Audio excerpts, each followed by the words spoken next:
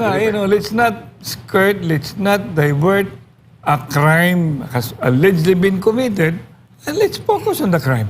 Yung sinasabing abominable na yung mga pangyayari, na huwag na natin lukuhin ng lukuhin. Kita naman natin talagang mayroong, ano ba sa Tagalog, yung there is really irregularity. There is really immorality. Bakit mo pa i-disturb yan? Pag nandyan yan, let them face it. If they can disturb it, and let them go to court so that the whole thing will be ventilated and they will be heard accordingly than again destroying the Vice President without even having given her ample time to defend herself.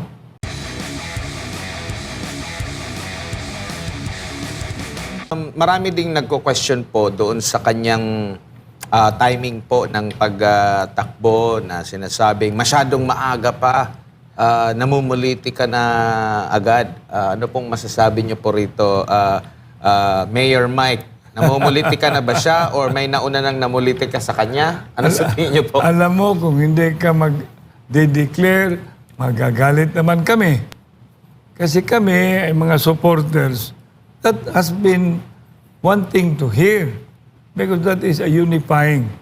That statement of VP Sara that she is available is a unifying. Pinag-uusap kami once in a while, given that privilege to be talking with her, sinasabi ko naman sa kanya, alam mo, VP, noon pa, ikaw na sana yung presidente. But anyway, that's water under the bridge. Now this time, kami doon sa ground, especially sa Cebu City, mayroong STP doon. Save the Philippines. Saka sinabi ko, Sara the President.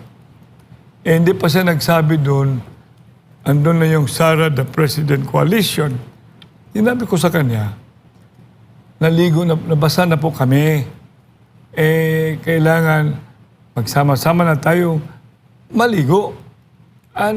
Yung sinasabing maligo, pasok mo na yung very positive para kami lahat, yung mga iba na magdidesider, baka magta-transfer pa yan eh. With that pronouncement, they have to make a stand. Are they for Sara or they are not for Sara? And that's why, huwag na kayong magsasalitag, ano ba yun, yung maaga, hindi. Yung ano bang isisira niyo kay BP? Lahat na, binato na yan eh. Binato na. Ano pa? Opo. And dito po ngayon sa sitwasyon sa ating bansa po, Mayor Mike, marami po ang mga pangyayari, no? Lalo na yung sa issue po ng flood control. Kayo po ba ay nakukulangan pa para mabulgar kung napanagot na ba ang dapat mapanagot or nakukulangan po ba kayo sa mga pangyayari po, lalo na doon sa investigasyon at accountability po ng mga sangkot dito po, Mayor? Alam mo, sumubra na nga eh. Alam mo, Admar, sumubra na. Ano po bang hihintayin natin? Pero palagi ko sinasabing, my faith is, kinukumusta ko rin si Pastor Oloki Buloy, is a mustard seed. With all those enumerations, should we wait for a divine intervention furthermore so that actions will have to be in favor this time of the quest for a lasting peace and a better governance, much less a better administration. Kaya, huwag na natin hintayin pa kasi hihintay ka pa ng 2028. Wow! Kawawa naman yung mga bata natin.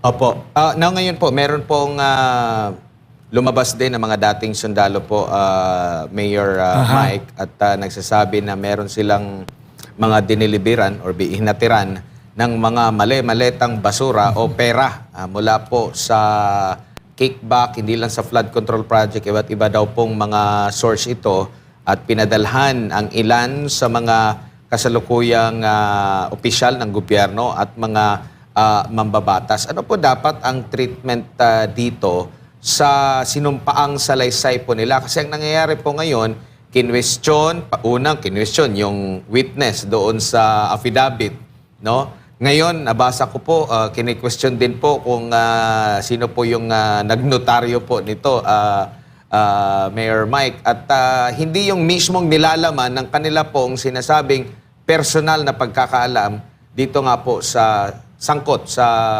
pagtanggap ng pera mula sa pera ng tao bayan. Tamang-tama yung statement mo. They're highlighting but they are not seeing that a crime has been committed. Wag naman ganon. Kitang-kita mo yan. Talagang pictures will never lie. Or like figures will never lie. Only liars cannot figure. Let's look at yung ano ba yung mga laman ng affidavit nila. You know, ano yan yung res ipsa locator yan, Almar, na kahit pa paano, huwag mong i-destroy, mayroong crime committed. Focus on the crime. Nakuha mo yun? Yung kaysa pinag-uusapan yung ano tito, ano doon, para bang iniskirt mo yung totoo na talagang kahit isang maleta lang yan, crime na yan. How much more for ilang maleta yun? Marami po. Yan na nga, ilang bilyon. Mga umabot na yata ng almost trillion pesos or When you marami. talk about the Hundreds whole of- discussion with mathematics, since how many months ago? Since 2022 raw po nakapag-umpisa na sila mag-deliver. Let's not skirt, let's not divert a crime has allegedly been committed, and let's focus on the crime. Opo, bago lang si partner Almar, no, dito pa rin sa issue na ito kasi ito po joint affidavit ng 18, karamihan dito po ay mga dating sundalo, ngunit meron na pahayag ang Senado, lalo na yung sa Senate Blue Ribbon, hindi pa sila final or hindi pa nakumbinsido kung isusulong ba yung investigasyon do, meron ng resolusyon na naihain. Pero meron pong isang affidavit, no? Kanina narinig natin sa balita against dito kay Vice President Sara Duterte, abay tinanggap para maging kabahagi doon sa impeachment complaint. Iisa lang po yun. Dito, marami itong nanumpa sila at handang humarap sa investigasyon ng Kongreso, sa Senado. In fact, lumapit na rin sila sa Office of the Ombudsman sa kabila ng kabilang po sa kanilang mga inakusahan, mismong ombudsman po, Mayor. Ganon talaga yan eh. Kahit anong makukuha nila, kahit maliit, just to disturb the hugeness of the accusation. But paano naman yung hugeness of the accusation compared to something that is still also questionable? It's been highlighted na talagang wala namang in substance and that particular, if ever there is an affidavit, that it can stand the scrutiny in court. Kaya ito lahat kailangan pag-iisipan ng taong bayan. No shitting na yung sinasabing abominable na yung mga pangyayari na huwag na natin lukuhin ng lukuhin. Kita naman natin talagang mayroong, ano ba sa Tagalog, yung there is really irregularity.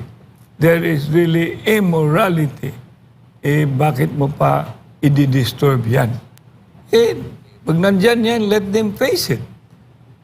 If they can disturb it, and let them go to court so that the whole thing will be ventilated and they will be heard accordingly than again destroying the Vice President without even having given her ample time to defend herself.